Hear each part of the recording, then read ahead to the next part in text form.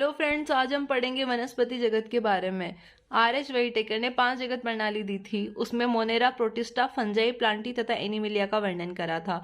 Monera, protista, fungi के बारे में हम पढ़ चुके हैं। आज हम पढ़ेंगे वनस्पति जगत के बारे में। वनस्पति जगत में कौन से पौधों को रखा गया है तथा ये पौधे किस प्रकार के होते हैं। पादप जगत में वे सभी जीव आते हैं जो यूकैरियोटिक है और जिनमें क्लोरोफिल होता है। ऐसे जीवों को पादप कहते हैं।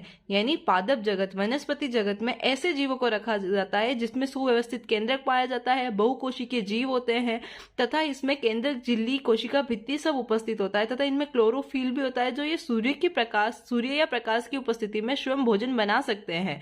ऐसे जीवों को हमने पादप जगत में रखा है।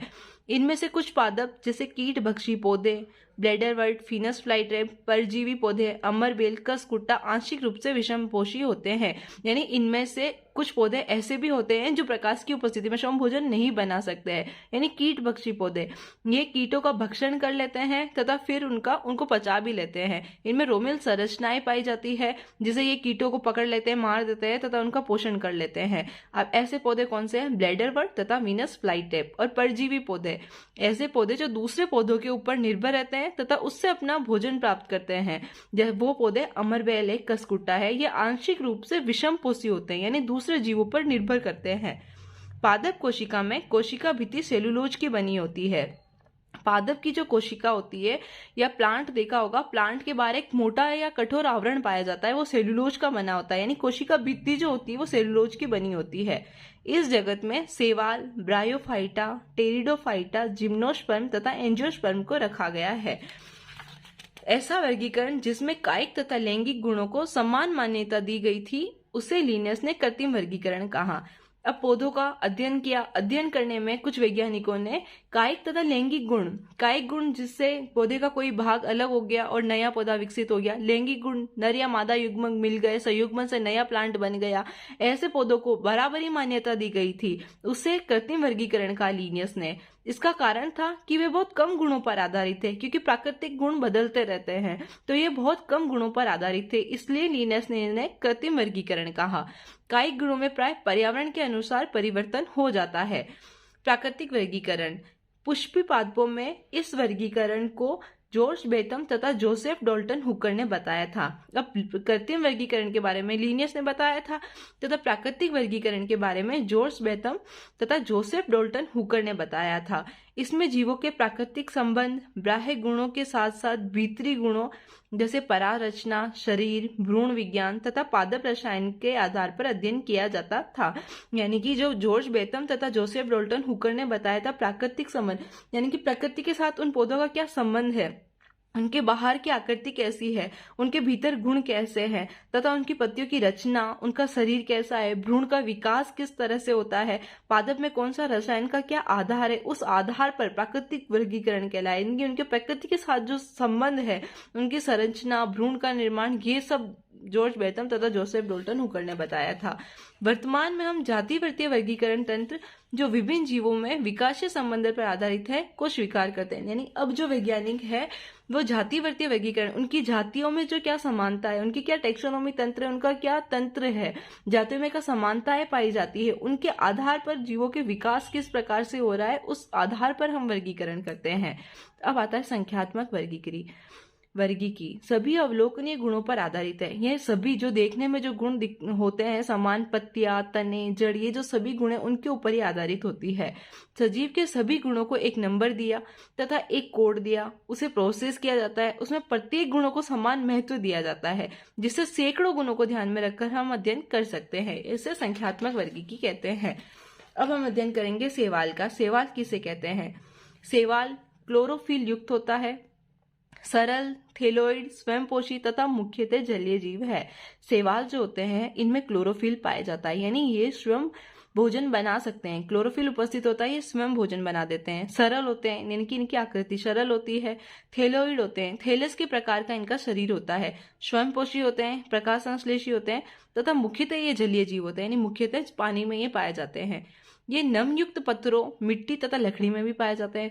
मुख्यतः यानी ज्यादातर तो ये जलीय जीव है, लेकिन ये नमी युक्त पत्थरों में भी होते हैं, चट्टानों में, लकड़ी में आदि में भी पाए जाते हैं। तथा कुछ कवक तथा प्राणियों में संगठन में भी पाया जाता है। कुछ कवक यानी लाइकेन के साथ सहजीवी संबंध बना के रहते हैं। प्राणियों के संगठन में भी ये पाए जाते हैं, जैसे स्लाथ, रीछ। शैवाल के माप तथा आकार में विभिन्नताएं होती है। ये कॉलोनियल, जैसे वोल्वॉक्स होता है वो कॉलोनी बनाकर रहता है, समूह में रहता है। वोल्वॉक्स तंतुमय यूलोथ्रिक्स तथा स्पाइरोगायरा, तंतुमय आकृति बना के यूलोथ्रिक्स तथा स्पाइरोगायरा रहते हैं। इसमें कायिक जनन विखंडन विधि द्वारा होता है। यानी शैवाल में जो कायिक जनन होता है वो विखंडन विधि द्वारा, यानी एक थैलस अलग हो जाता है तथा नया पौधा विकसित हो जाता है, तो एक कायिक जनन होता है विखंडन विधि द्वारा। तथा अलैंगिक जनन विभिन्न प्रकार के बीजाणुओं द्वारा होता है। बहुत सारे विभिन्न प्रकार के जूस्पोर या बीजाणु होते हैं, उनके द्वारा होता है। ये बीजाणु जूस्पोर होते हैं, इनमें कशाभिकाएं पाई जाती है, यानी इसमें फ्लेजिला पाई जाती है और इनके अंकुरण के बाद इनसे नए पौधे बन जाते हैं। लैंगिक जनन कैसे होता है? 2 युग्मक संगलित हो जाते हैं, नर युग्मक मादा युग्मक संगलित हो जाते हैं। ये युग्मक कशाभिका युक्त होते हैं, इनमें कशाभिकाएं पाई जाती है तथा ये माप में समान होते हैं तो समयुग्मकी, तथा माप में असमान होते हैं तो ये विषमयुग्मकी या असमयुग्मकी कहलाते हैं। यूलोथ्रिक्स में अथवा कशाभिका विहीन, यूलोथ्रिक्स जो होते हैं वो कशाभिका विहीन होते हैं, लेकिन उनमें लैंगिक जनन पाया जाता है। लेकिन समाप माप वाले स्पाइरोगायरा में होता है, यानी कि स्पाइरोगायरा में जो जनन होता है उनमें जो नर युग्मक व मादा युग्मक होते हैं उनका आकार बिल्कुल समान होता है, तो ये स्पाइरोगायरा में समयुग्मी प्रकार का जनन होता है। ऐसे जनन को हम समयुग्मिकी कहते हैं, क्योंकि ये माप में बिल्कुल समान होते हैं। तथा विभिन्न माप वाले 2 युग्मक संगलित होते हैं, यानी नर युग्मक छोटा, मादा युग्मक बड़ा होता है, उसे असमयुग्मकी कहते हैं। ऐसा जनन यूडोराइना में होता है। विषम युग्मक की लैंगिक जनन में एक बड़े अचल मादा युग्मक से छोटा चलायमान नर युग्मक संगलित हो जाता है। यानी विषम युग्मक की लैंगिक जनन होता है, उसमें छोटे तो नर होते हैं, मादा बड़ी होती है, तथा उसमें नर चलकर जल के माध्यम से मादा के अंडाणु के पास पहुंच जाता है तथा उसमें जनन हो जाता है। तो ऐसा वोल्वॉक्स तथा वोल्वॉक्स फ्यूकस में होता है। अब ये मातृ कोशिकाएं हैं, ये संतान कोशिकाएं, ये मातृ कोशिका होती है, इससे अलग होता है, ये वोल्वॉक्स फ्यूकस कहलाता है। पृथ्वी पर प्रकाश संश्लेषण के दौरान कुल स्थिरीकृत CO2 का लगभग आधा भाग शैवाल स्थिर करते हैं। यानी कि प्रकाश संश्लेषण के दौरान ये CO2 का ग्रहण करते हैं तथा ऑक्सीजन के स्तर को बढ़ा देते हैं, तो आधा भाग शैवाल स्थिर करते हैं। शैवाल अपने आसपास में पर्यावरण में घुलित ऑक्सीजन का स्तर बढ़ा देते हैं, यानी कि सबसे ज्यादा ऑक्सीजन रिड्यूस शैवाल करते हैं। ये ऊर्जा के प्राथमिक उत्पादक होने के कारण महत्वपूर्ण है, क्योंकि ये जलीय प्राणियों में खाद्य चक्रों का आधार होते हैं। यानी मछलियां और जो भी जलीय प्राणी होते हैं वो सब शैवालों को खाते हैं, ये प्राथमिक उत्पादक होते हैं। पायरोफाइरा, लेमिनेरिया, सर्गासम का उपयोग भोजन के रूप में किया जाता है। यानी ये जो शैवाल है पायरोफाइरा, इनका उपयोग सबका भोजन के रूप में किया जाता है। भूरे तथा लाल शैवाल केराटिन का उत्पादन करते हैं, जिनका व्यावसायिक उपयोग किया जाता है। शैम्पू बनाने में आदि सामान बनाने में केराटिन का उपयोग किया जाता है भूरे तथा लाल शैवाल में।